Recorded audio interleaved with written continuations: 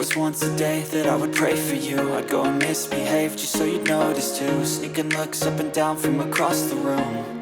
And damn, what a hell of a view. Halo pemirsa Otoviva dan 100kpj.com, ketemu lagi dengan saya Jeffrey. Saat ini saya sedang berada di Jogja pemirsa. Saya mendapatkan kesempatan untuk mencoba langsung Suzuki SL7 Hybrid yang pertama kali diluncurkan oleh PT Suzuki Indomobil Sales pada 15 Juni 2023. Nah, selama beberapa hari saya sudah mencoba mobil low SUV ini. Kalau kita lihat dari desain eksteriornya, SL7 Hybrid tidak ada perbedaan yang signifikan dibandingkan dengan XL7 versi konvensional yang sudah diluncurkan di tahun 2020 pemirsa. Dari penerangan utamanya, dia tetap mempertahankan LED, tapi lampu senya belum, dilengkapi dengan DRL sebagai pemanis. Dan di sini nih, di bagian grillnya diberikan perubahan sedikit dengan warna hitam. Dan kebetulan yang saya review ini adalah warna terbarunya. Terus di bagian bawah terdapat lips on atau seperti diffuser gini, tidak sewarna dengan bodi.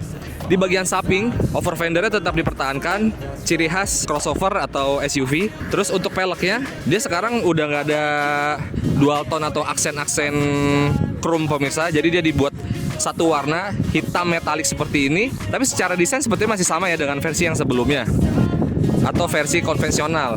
Untuk peleknya ini dia menggunakan ring 16 inci depan dan belakang, dibalut ban Dunlop 195/60 pemirsa. Di bagian samping tetap terdapat roof rail untuk meletakkan barang-barang atau ya menjadi ciri khas mobil SUV lah. Terus spionnya dibuat tidak sewarna dengan bodi, begitupun dengan bagian atap dan bagian pilarnya. Bagian belakang terdapat spoiler Suzuki Sport, terus high mount stop lamp, kaca belakangnya juga dilengkapi dengan defogger, terdapat wiper belakang, dan bempernya sepertinya agak sedikit perubahan dibandingkan SL7 versi konvensional pemirsa. Dia di sini letak si reflektornya dibuat berdiri. Di bagian bagasi belakang terdapat emblem hybrid, dan kebetulan ini tipe Alpha pemirsa. Nah, sekarang gue udah di dalam kabinnya SL7 Hybrid. Suzuki memberikan aksen seperti wood panel, tapi bukan terbuat dari bahan serat kayu ya pemirsa. Di sini dibuat bahan metalik. Terus materialnya masih sama dengan SL7 yang versi konvensional, belum soft touch. Terus setirnya desainnya juga masih sama, dibalut bahan semi kulit. Nah, yang membedakan dengan versi konvensional dan kebetulan ini tipe tertinggi atau SL7 Hybrid Alpha yang transmisi matic, dia sudah memiliki cruise control pemirsa.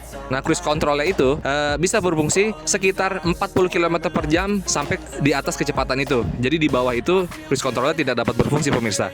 Kunci pintar, engine start stop, tapi rem tangannya masih manual, belum elektrik. Transmisi maticnya juga belum CVT, masih konvensional. AC-nya sudah digital, sudah auto. Head unitnya 8 inci, model floating, dan ini bisa terintegrasi dengan kamera parkir yang ada di belakang dan bisa terhubung dengan handphone melalui aplikasi Carbit atau bisa juga terhubung dengan Bluetooth. Jadi Anda juga bisa mengakses musik secara online atau Google Map melalui layar head unit ini. Nah, yang menariknya di versi XL7 konvensional, dia e-mirror atau kaca spion yang ada di tengah ini hanya bisa merekam di bagian depan layaknya dashcam. Tapi yang e-mirror di XL7 Hybrid ini, dia depan belakang bisa merekam dan bisa menampilkan secara langsung ketika Anda berkendara, baik di bagian luar mobil, di bagian depan atau di bagian belakang. Dan ini juga sudah layar sentuh pemirsa. Nah, ini bisa kita rekam dan kita juga bisa matikan si e-mirror ini, jadi layaknya seperti spion biasa. Canggih. Tadi saya sudah tanya, ternyata untuk mendapatkan fitur ini, e-mirror ini, konsumen bisa aja nih beli gitu di Suzuki dengan biaya sekitar 8.500.000 pemirsa. Segitu biaya tambahannya. Tadi di depan itu posisi berkendara saya dengan nyaman dengan posisi 175 cm. Sekarang saya duduk di bangku baris kedua. Decknya atau bagian lantai si SL7 Hybrid ini cukup pas untuk postur badan saya. Paha saya juga tidak mengatung. Dia benar-benar rapat dengan jok. Dan saya masih bisa selonjoran, dan ini nggak pegal nih untuk perjalanan jarak jauh. Terus ruang kepalanya juga masih lega banget. Dan di sini sebenarnya bisa untuk 3 penumpang. Dan di bangku baris tengah ada armrest, dan tidak ketinggalan ada fitur Isofix yang bisa Anda gunakan ketika bawa anak kecil atau ditambah dengan jok tambahan khusus anak kecil atau anak bayi. Cukup nyaman. Meskipun joknya baik maupun depan atau belakang masih dibalut dengan bahan semi fabric yang dikombinasikan dengan bahan semi kulit di bagian sisi sampingnya atau di bagian belakangnya. Begitupun dengan di headrest ya pemirsa. Untuk kenyamanan di belakang, AC double blower tetap tersedia. Sini ada 4 ventilasi. Terus untuk kenyamanan penumpang saat berkendara misalnya ingin mengisi daya baterai, di sini terdapat power socket pemirsa. Nah, Anda harus menggunakan alat tambahan agar bisa dicolok dengan kabel USB. Di depan juga terdapat power socket. Dan di sisi kanan juga terdapat pengisian daya baterai handphone tapi dengan kabel USB sama-sama 12 volt. Oke, sekarang kita buka bagasinya. Nah, untuk buka bagasinya masih manual pemirsa, belum bisa pakai kaki atau pakai sensor apapun ya. Cuman nih kita lihat bagasi belakangnya.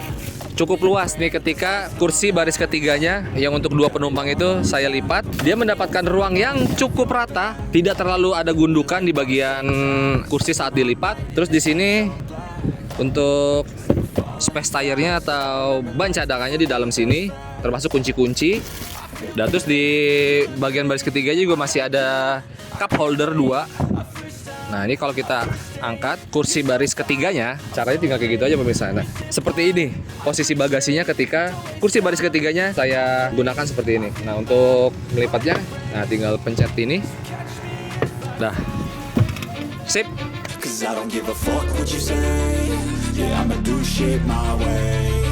So you can go kick rocks, I'ma stack bricks up, build what I want to make. Yo, I got a lot of shit to say, so I'ma do this every day. I'll be writing things until I'm fucking buried in my grave. 6 feet. Tadi saya selama berkendara menggunakan SL7 Hybrid ini, saya merasa tenaganya sebenarnya nggak berbeda jauh sih dari yang versi konvensional. Karena ya seperti diketahui bahwa SHVS atau Smart Hybrid Vehicle by Suzuki itu hanya mengandalkan Integrated Starter Generator atau ISG yang menggantikan si alternator konvensionalnya. Jadi ketika mobil berhenti atau saat stop and go, secara otomatis si ISG ini mengalirkan daya listrik yang disalurkan dari aki berdaya 42 ampere sehingga mobil nggak perlu membuang bensin banyak-banyak nih saat stop and go atau ketika mobil dari kondisi diam mulai berjalan. Nah, begitupun dengan saat kita cruising atau berjalan dengan kondisi konstan. Tidaknya itu diklaim Suzuki dapat menghemat konsumsi BBM. Secara sistem sama dengan R3 Hybrid. Cuman yang membedakan dengan SL7 Hybrid adalah dia baterainya lithium ion 10 ampere. Kalau R3 Hybrid 6 ampere. Kemudian saya menanyakan, apa sih fungsi dari baterai ini diperbesar? Karena kan juga baterai ini bukan untuk menggerakkan motor listrik atau seperti mobil hybrid murni lainnya. Ternyata itu agar memaksimalkan aja nih. Jadi ketika mobil ini mesinnya mati, sistem kelistrikannya semuanya nyala, disupport langsung dari si baterai lithium ion. Begitupun dengan AC. Jadi daya kerja mesin tuh nggak terlalu berat dan AC masih tetap nyala karena adanya baterai lithium ion ini. Berbeda dengan mobil-mobil konvensional yang dimana cara kerja AC itu memberatkan beban mesin karena adanya si kompresor si AC tersebut.